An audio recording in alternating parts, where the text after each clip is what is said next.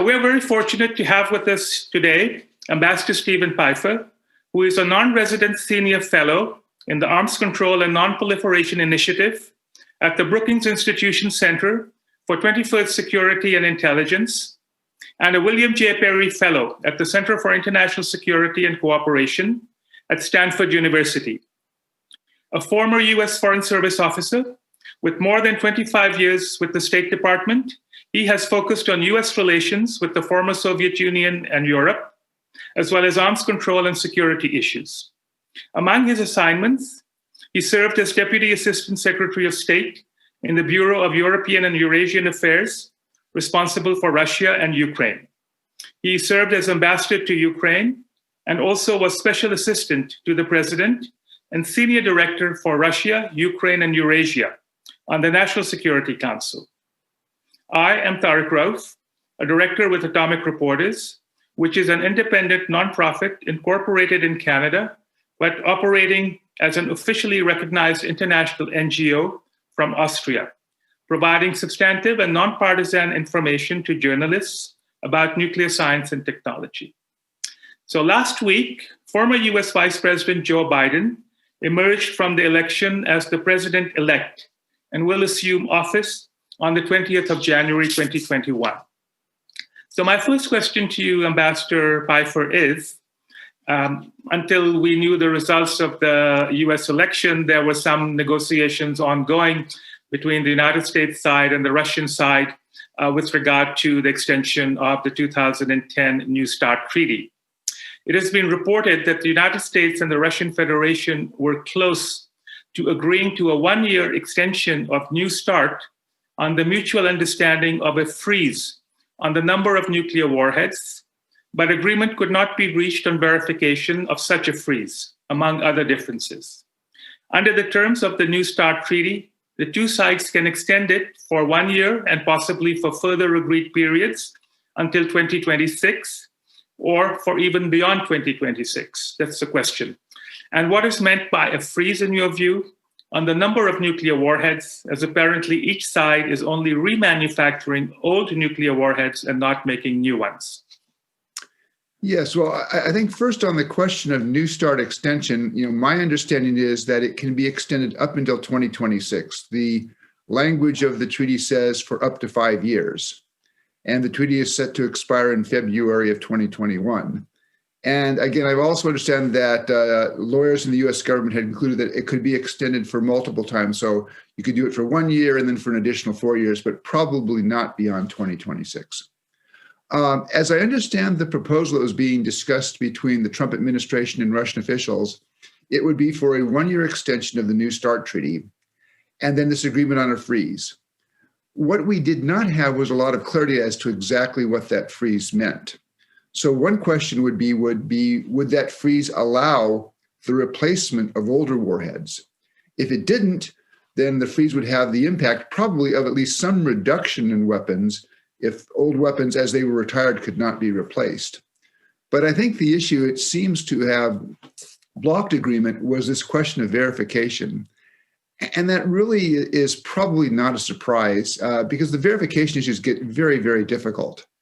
The Trump administration was talking about what they called a perimeter portal system around production facilities, which would allow you to monitor things coming out.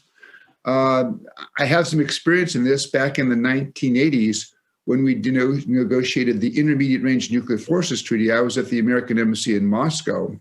And even though we had the treaty in place, it still took us about 6 to 7 months to get ready to do a perimeter portal monitoring system around a Russian facility in the Ural Mountains called Advotkinsk. So it was a little bit unclear to me how you could do the verification because those verification procedures were going to take a lot of time to negotiate and to set up. And particularly if you're talking about just a 1-year freeze. The freeze, though, I think could have been valuable. What we don't know is whether that freeze indicated that the Russians were prepared then to accept what I would argue would be the next logical step would be that the next US-Russian negotiation would cover all American and Russian nuclear warheads. But we just don't know that. And my guess at this point is that, it really is probably overtaken by events. It seems to me that the Trump administration was making a big push to have some kind of agreement before November 3rd, before the American election. That interest now presumably has died down. And the Russians can see, I mean, President-elect Biden is on the record that he favors extension of New START without any conditions. So my guess is the Russians will be just prepared to wait. And there actually is a very short period. It's about 2 weeks between when President-elect Biden would be inaugurated and the expiration of the treaty. So the sides could very quickly agree, hopefully, to extend the treaty. And I hope it would be an extension for 5 years.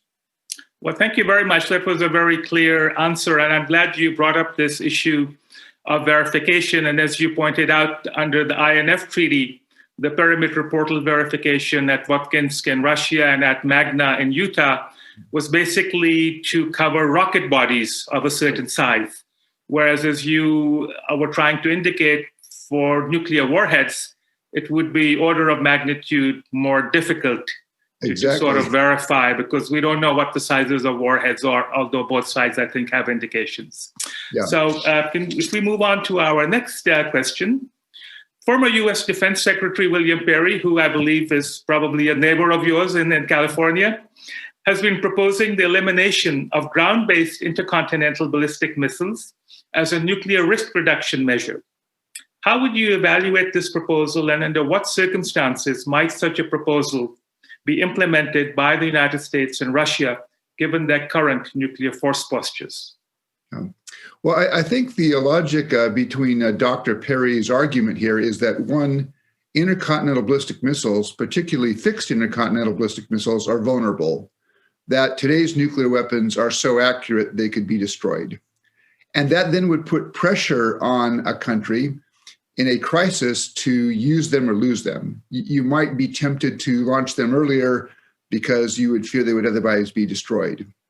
I think Dr. Perry also is concerned about an American policy, which is called launch under attack, which is that, on detection of, say, a Russian attack, an American president might be tempted to launch the intercontinental ballistic missiles very quickly before they could be caught and destroyed in their silos. And I think the concern there is it gives the American president only a very short time, maybe 7 to 10 minutes, to make an extremely consequential decision. Another factor, I think, behind Dr. Perry's concern is that the Minuteman intercontinental ballistic missile has now been in the force for over 50 years. And the Air Force would like to buy a new missile. At a minimum, that's going to be $100 billion, so it's a very big expense. So he has argued that it's time to look at going from a triad where you have intercontinental ballistic missiles on land, submarine-launched ballistic missiles, and then nuclear-capable heavy bombers, to just going to a dyad, get rid of the intercontinental ballistic missiles. I think that that's probably, it's an interesting idea, and I think there's a lot of good logic there. I guess I would disagree on a couple of accounts. One is, my guess is the Russians would never agree to do that on a bilateral basis, because traditionally the Russians have put much more emphasis on the intercontinental ballistic missile leg of their strategic forces. I think there's actually probably still some value in the United States maintaining some mix of intercontinental ballistic missiles, although I'd argue we do not need the current number, which is 400 deployed ICBMs. I think you could get by with maybe a couple of hundred. And the reason I'm concerned about that is that if you got rid of the intercontinental ballistic missiles, the American strategic force targets in the United States really are a couple of submarine bases and 3 or 4 bomber bases. And I could see a situation in a crisis where if the Russians could track an American ballistic missile submarine, they might calculate we can sink that submarine and it won't lead to a nuclear war. The American president is not going to do that over the loss of 140 sailors. But if the Russian generals wanted to eliminate the intercontinental ballistic missiles, they would have to go to the Russian president and say, this is going to require pouring 400 or 500 nuclear warheads into the center of America. And nobody in the Kremlin would believe that that would not generate a nuclear response. So I do see some value to keeping the intercontinental ballistic missiles, but I think it can be a much smaller number. And maybe instead of trying to build a new ICBM immediately, if we could push that back into the future 5 or 7 years, we would spread out some of the costs for what's going to be a very expensive recapitalization of the American strategic forces in the 2020s. Thank you. Just so that a non-specialist could understand, your point was that fixed land-based ICBMs are known targets to the other side. So there might be a temptation for them to take them out. And if one had one's own missiles, one might feel that they could be vulnerable in a surprise attack. And therefore, this is what Dr. Perry is trying to address. And one related point, as you know, there is an asymmetry. The Russians now have more mobile ground-based ICBMs. Right. The US had that MX program, but they never really deployed them. So if there is this asymmetry where the American ICBMs are in fixed silos with known coordinates, whereas many of the Russian ICBMs are on mobile transporters, how does the US assure its security in that context? Yeah, no, I think by the logic of stability, actually, I'm glad to see the Russians moving more towards mobile ICBMs.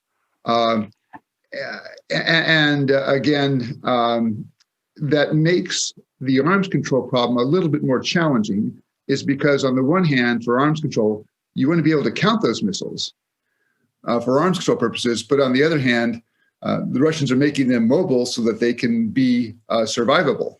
But we've been able, I think, to work out those issues in the past. The United States back in the 1980s considered putting at least some of its intercontinental ballistic missiles, making them mobile, putting them on trucks. But the politics were, people were not excited about being on their summer vacation and passing a convoy of missiles on the highway. So I think there is going to be that difference. And again, I think there's some value to the United States keeping some intercontinental ballistic missiles. Simply they're going to be in fixed ICBM silos. But again, I don't think we need 400, and I think we could actually save some money by reducing that number. Okay, thank you very much.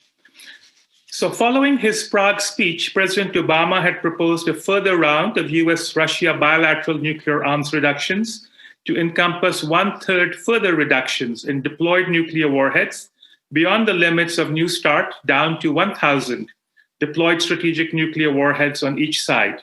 At that time, Russia opposed this proposal and called for the inclusion of China for the next round of reductions and to include all types of nuclear warheads, if I remember correctly. So if we fast forward now to 2020, when the US proposed inclusion of China in a trilateral framework at the Vienna nuclear and space talks that was rejected by China, but Russia proposed inclusion of France and the UK as well if China were to be there. So how do you foresee bringing in the three other nuclear weapon states under the NPT into this discussion? Yeah.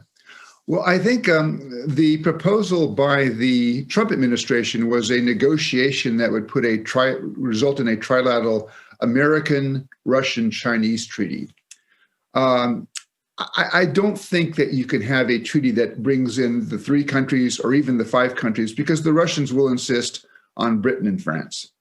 And I don't see how the United States can say, well, bring in China, but also not addressing British and French forces. Having said that, I don't think it works in a treaty, because the problem that you would have is neither Washington, if you look at total numbers of nuclear weapons, the United States now is about 3,800 in its arsenal. I think the Russians are about 4,400. And then each country has another couple of thousand weapons that have been retired but not yet dismantled. If you look at Britain, France, and China, their arsenals are all 300 warheads or less. So you have this huge dichotomy between the United States and Russia, and then Britain, France, and China. And I don't see that the United States and Russia would be prepared to reduce to the level of Britain, France, and China. And I also do not see that Washington and Moscow would be prepared to agree that Britain, France, or China could build up to their levels. And it would be unrealistic to basically ask countries to accept unequal limits. So the treaty approach, I think, does not work.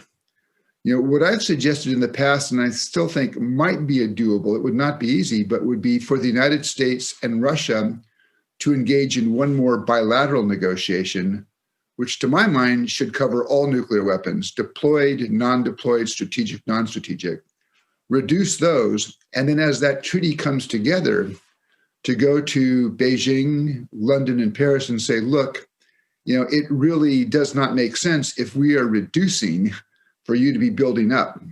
So then asking China, Britain, and France to make a unilateral political commitment that as long as the United States and Russia are coming down, they would not increase the total number of their forces. Now, they could modernize, but it would be on a one-for-one replacement. And then there would have to be, I think, some basic transparency that would give the sides some confidence that, in fact, there was no buildup. But that, to my mind, might be a more negotiable path to begin to bring in the other members of the UN Security Council 5. And it would avoid and push down the road this question of, if you're going to try to do a treaty, how do you do a treaty where the sides are not prepared to accept equal limits? But that would at least begin to get the British, French, and Chinese involved in the nuclear limitation game. And that then could perhaps open up a path later on where you might have a more ambitious negotiation. Well, thank you very much. So 4 years ago, in 2016, you wrote an acclaimed report on nuclear arms control choices for the next administration that covered issues such as, I'll read about 4 or 5 of the bullets, although it was a very comprehensive report. I think we already addressed the first part about the triad, so I'll move on to the second one. Should the Strategic Force Modernization Program and numbers deemed necessary by the Obama administration be reaffirmed or adjusted? This was one of your questions 4 years ago. Would it make sense to adopt a policy of no first use of nuclear weapons, or to declare that the sole purpose of US nuclear weapons is to deter a nuclear attack on the United States or its American allies? And would it want to consider proposals to de-alert the Intercontinental Ballistic Missile Force, which can be launched in a matter of minutes? These were your questions 4 years ago in that report by Brookings. So over the past 4 years, the US-Russia and the US-China relationship both have deteriorated further. Both the United States and Russia have issued new nuclear weapons guidance policy that includes possible use of nuclear weapons in regional conflicts and in conventional war scenarios. Technology advances are being made in hypersonic delivery vehicles, cyber warfare capabilities, among other likely destabilizing developments. In light of such developments, what part of your 2016 advice would you reiterate, and what might be 3 or 4 of your main policy recommendations to President-elect Joe Biden and to Russian President Vladimir Putin? Okay. Well, I think the first question, and I guess my assumption is that this will happen, is that once the Biden presidency takes office, that they would conduct their own nuclear posture review. And one question they might well ask is, what is the number of deployed strategic weapons that the United States needs? Back in 2013, the Pentagon concluded that it could get that it could reduce by about 1/3. So from 1,550 deployed strategic warheads, which is the number allowed in New START, down to about 1,000. The question is, does that number still hold? I mean, it's been interesting that there was, I believe, a congressional requirement that if that number changed, the Pentagon was required to notify Congress. I just learned that yesterday from someone. As far as I know, Congress has not been notified. So the question would be, does that 1,000 number still hold? Or if it doesn't, what would be the conditions that would allow the United States and Russia to agree to a reduction? So I think that's one question for the nuclear posture review. I think the second question would be to take up this issue of sole purpose, whether the United States would want to adopt a policy in which it would say the sole purpose of American nuclear weapons is to deter a nuclear attack on the United States or on American allies.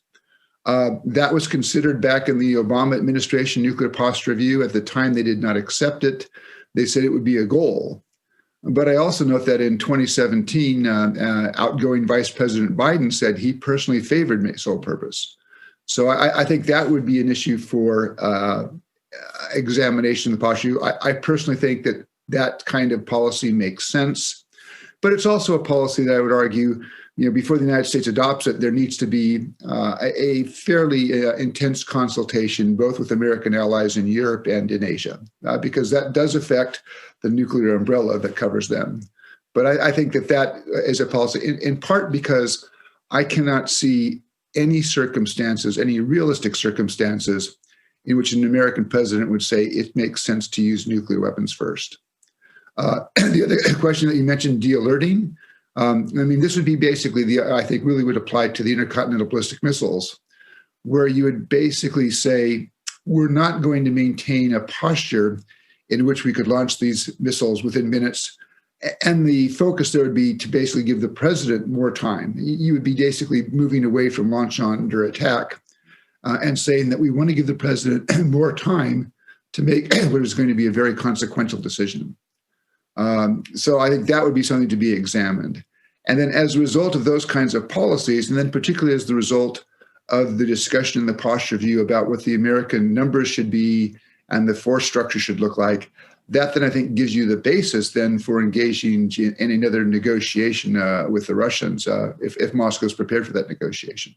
Mm-hmm. Thank you. So we're now on to our last question. And in a sense, we circle back in a way to our first one about all nuclear warheads. And you might recall that when START 2 was being finalized under President Bush Sr. and at that time, General Secretary Gorbachev, both the US and Russia were also considering a START 3. Since START 2 was never ratified, we didn't get to START 3. But one of your colleagues at that time, Ambassador James Goodby, had suggested that a START 3 cover all types of nuclear warheads, regardless of the means of delivery. So we sort of touched upon this in the beginning. What might be the modality to cover all nuclear warheads in a treaty or a sort of a presidential nuclear initiative type from 1991, I think? Yeah. Well, it seems to me, the first step, again, I think would be extend the New START treaty for 5 years. And that gives you that basic level of predictability and stability in strategic forces, because if you're going to take the next step, which I would argue should be a US-Russia negotiation that covers all nuclear warheads, deployed, non-deployed, strategic, non-strategic, that's going to take time. But the structure I would envisage would be something like, let's say there's an agreement between Washington and Moscow to bring their arsenals down to, say, 2,500 total nuclear weapons each. And that's a significant reduction, but it would still leave the United States and Russia each with 6 to 8 times as many nuclear weapons as any third country. Then within that limit, I would say perhaps you would then have a sublimit that would be, say, 1,000 deployed warheads on intercontinental ballistic missiles and submarine-launched ballistic missiles. And I would argue the logic for that sublimit is those are weapons that can be launched very, very quickly. And perhaps you structure the agreement where there's an arrangement where you have warheads on intercontinental ballistic missiles and submarine-launched ballistic missiles, but all other warheads are not mounted on delivery systems, they're in storage, in which case you have less concern. They certainly cannot be used immediately. So that would be that structure, 2,500 and then a sublimit of 1,000.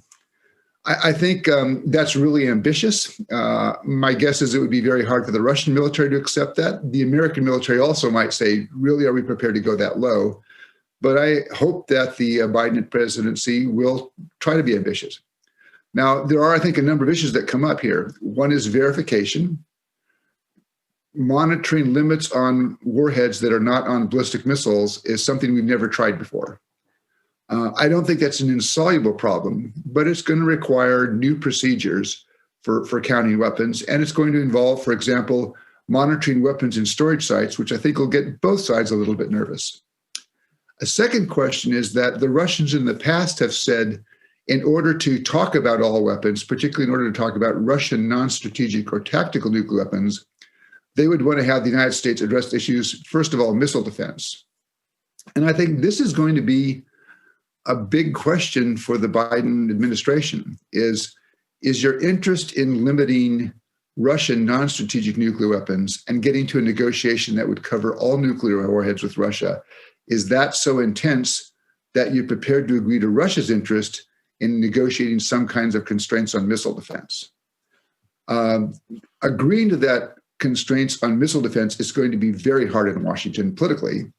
It's almost an article of faith for the Republican Party that you will not limit missile defenses. I would argue that if you could get the right agreement with the Russians that would cover their tactical nuclear weapons, we ought to be prepared to consider limiting missile defenses. And I think in both cases, the treaty would be time limited. But I look at the American missile defenses now. We have 44 ground-based interceptors in Alaska and California. They have in tests, they're accurate about 50% of the time. And my guess is in real world circumstances that it would be hard to maintain that success rate. But if you look at the costs, it's clear at this point in time. Now, it may change. Maybe at some future point, if there are directed energy weapons, missile defense may make sense. But right now, in the offense-defense competition, defense loses. It costs us about $70 million to build a ground-based interceptor. You'd fire several of them to intercept a warhead. The Russians, the Chinese, and the North Koreans can build additional warheads or additional decoys at much less cost. So I would be prepared to make that trade. We'll accept some constraints on missile defense if the Russians will talk about all nuclear weapons, although that's going to be, I think, a politically hard sell in Washington. I think that would be one question. The other question would be, the Russians have talked about third countries. We've already talked a bit about how you might do third countries, not in a single treaty, but as perhaps a side agreement. And then there's one other issue the Russians have raised, which is this question of long-range, precision-guided conventional strike weapons. And that's one where I think it gets very difficult to see how you begin to limit them because they're a very major part of American power projection. But the Russians seem to be catching up in that category over the last 5 or 6 years. So, for example, we've seen the Russians develop and use in Syria air-launched cruise missiles that are conventionally armed, sea-launched cruise missiles. So maybe the Russians are no longer so interested in limiting those, but perhaps there could be a US-Russia discussion about how those kinds of weapons impact the nuclear balance. So I think you could see the pieces. I would have to say this is going to be a very complex negotiation. There's a lot of parts there. There are a lot of issues that will require some technical solutions on the verification side. It would be politically difficult, but I hope it'll be ambitious. Now, I also acknowledge that this may be a bridge too far. I know some colleagues that I've talked to in the arms control community think at the end of the day, we may have to fall back to some kind of a New START Treaty Plus, which brings in some of the new weapons that are being developed that are not now covered by the New START Treaty, but really still maintains the focus on strategic forces. At the end of the day, that may be what's realistic. I'd still like to try for something more ambitious and dramatic because I think it could have a greater impact on both global stability and also on enhancing US and Russian security. Well, thank you very much, Ambassador Pifer, for helping us understand some of these very complex issues related to nuclear weapons, particularly at this time of transition where we move from one administration to another administration in the United States, and also generally international relations are becoming more complicated. So thank you very much, Ambassador Pifer. Well, thank you very much for having me.